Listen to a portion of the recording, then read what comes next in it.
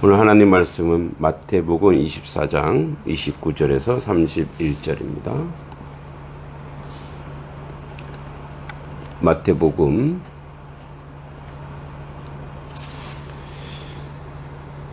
24장 29절에서 31절입니다. 하나님 말씀 같이 읽습니다. 그날 환난 후에 즉시 해가 어두워지며 달이 빛을 내지 아니하며 별들이 하늘에서 떨어지며 하늘의 권능들이 흔들리리라. 그때 인자의 징조가 하늘에서 보이겠고 그때 땅의 모든 족속들이 통곡하며 그들이 인자가 구름을 타고 능력과 큰 영광으로 오는 것을 보리라. 그가 큰 나팔 소리와 함께 천사들을 보내리니 그들이 그의 택하신 자들을 하늘 이 끝에서 저 끝까지 사방에서 모으리라. 아멘. 이제 고난주간 행적을 조금 살펴보고 말씀을 좀 보도록 하겠습니다. 주일에 이제 종료 주일 우리가 예루살lem에 입성하실 때 나귀를 타고 입성하시죠. 그래서 이제 호산나 다윗의 자손이여라고 그들의 옷을 벗고 찬양했지만 이제 결국은 그것으로 환호했던 그들의 욕구가 들어지지 아니하니 도리어 그들이 환영했던 그들이 돌을 들어 적대감을 가지고 예수를 십자가에 못 박아 죽입니다. 그래서 종료주일 나귀는 겸손과 평화의 상징이고 하늘의 영광을 버리시고 낮으신 예수님이 평강의 왕으로 오시는 것을 우리에게 보여주십니다. 그리고 예루살렘을 보시고 예수님이 울음을 터뜨렸습니다. 주님의 사랑과 안타까운 심장을 가지고 세상을 긍휼히 여기시는 주님의 모습이 보여집니다.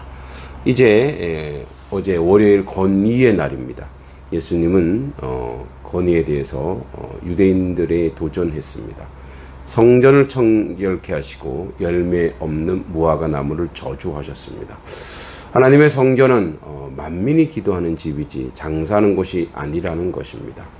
우리도 다시 한번 우리의 성전된 이 몸을 정결케 하고 청결케 하는 말씀으로 정한 그런 심령으로 나아가야 되겠습니다. 열매 없는 무화과 나무를 저주했습니다.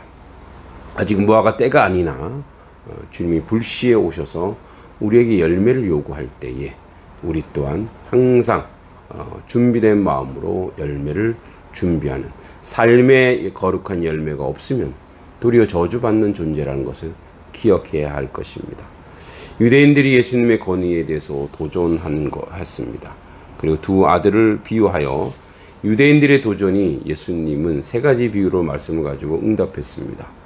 물론 큰 형은 바리새인들과 대제사장들과 이제 대제사장들을 상징하고 작은 아들은 이방을 의미합니다. 악한 농부에 대한 비유도 말씀하십니다. 주인은 하나님을, 포도원은 이스라엘 농부들을, 유대 지도자들을, 종들은 하나님 보내신 선지자들입니다. 결국 이스라엘은 하나님의 아들 예수님마저도 죽이는 악을 저지르는 것을 예언하고 계십니다. 혼인잔치를 비유하셨습니다. 청함을 받은 자들은 유대인들이요 나중에 길거리에 온 절름발이 소경들은 모두 이방인입니다. 물론 이방인들도 유대인들도 예수님을 믿어 의의 옷을 입지 않으면 구원을 얻지 못합니다. 자, 이제 오늘이 바로 변론의 날입니다. 유대인들이 예수님을 올무에 걸리게 하려고 여러 가지 질문을 가지고 도전하였고 주님의 지혜에 그들이 할 말이 없게 된 것입니다. 세금에 관한 질문, 부활 논쟁에 관한 질문, 율법에 관한 질문입니다. 시편 110편으로 예수님은 반대의 질문을 합니다. 다윗은 성령이 충만하여 다윗의 자손으로 오실 메시아 예수님을 언급하셨던 것입니다. 그러나 유대인 지도자들은 그 해석을 알 수가 없었던 것입니다. 그리고 7가지 화를 선언합니다. 마태복음 23장입니다. 예수님은 이런 악한 유대인들을 특별히 서기관 바리새인들에게 7가지 화를 선언합니다. 그리고 예루살렘 멸망과 세상 심판을 예언하고 또 종말에 관한 3가지 비유를 이야기합니다. 오늘은 바로 그 중에 이제 마태복음 24장에 있는 예수님의 다시 오심에 대해서 말씀하고 계십니다. 그날 환난 후 즉시 해가 어두워지며 종말이 임할 하늘의 징조입니다. 달이 빛을 내지 아니하며 별들이 하늘에서 떨어지며 하늘의 권능들이 흔들리리라. 아주 상징적이지만 실제적으로 하늘의 기상 이변이나 징조를 예언할 수도 있습니다. 그러나 환난 후에 이제 이루어지는 이 일들은 별이나 해나 달이나 하늘의 권능이나 그리스도가 오실 때에 그리스도보다 못한 존재라는 것을 우리에게 암시해 주고 있습니다. 우리의 주님은 가장 위대한 별이요 달이요 하늘이라는 것이죠. 그러므로 말미암아 오늘도 우리가 자연 현상의 그 어떤 힘과 능력을 보고 그 너머에 계시는 하나님의 역사를 항상 기억해야 합니다. 그때 30절 인자의 징조가 하늘에서 보이겠고 땅의 모든 족속이 통곡하며 그들이 인자의 구름 타고 능력과 큰 영광으로 오는 것을 보리라. 재림 때에 오시는 하나님의 영화로움과 영광을 이야기합니다. 왜 땅의 모든 족속이 통곡을 할까요? 죄 있는 상황에서 주님을 볼 수가 없습니다. 죄 짓는 상황에서 주님 앞에 나아갈 수가 없거든요. 지금이 바로 기회입니다. 의롭고 정결한 기회. 예수 그리스도를 온전히 믿을 때에 우리가 환영하고 기뻐하고 즐거워할 것입니다. 때를 놓치지 아니하고 주님을 영접하고 주님 안에 서 있는 그런 하나님의 백성이 되어야 되겠습니다.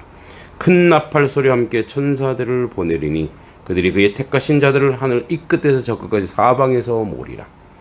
택한 자들은 모아 하나님의 영광과 영화로움을 맛볼 것이요 그렇지 못한 자는 통곡할 것을 이야기하고 있습니다. 오늘은 변론의 날입니다.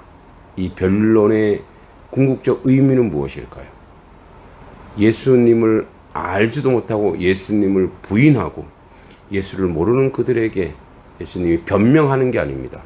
제발 돌아와 달라고 이야기합니다. 그래서 주 예수 안에 있어야 마지막 날에 구원의 생명으로 천군 천사들이 사방에서 모을 때 선택된 자로 온전히 서갈 것이기 때문에 그렇습니다. 오늘도 우리는 주님의 음성을 들어야 합니다. 주님 앞으로 나아가기 원합니다. 주님의 음성을 듣고 주님을 찾길 바랍니다. 구원의 날이 지금입니다. 말로만 혀로만 그런 구원의 백성 그런 사람이 아니라 정말 하나님의 말씀을 신뢰하며 믿으며 전적으로 예수 그리스도를 믿어 순종하는 자리에서 온전한 하나님 백성 되기를 소망합니다.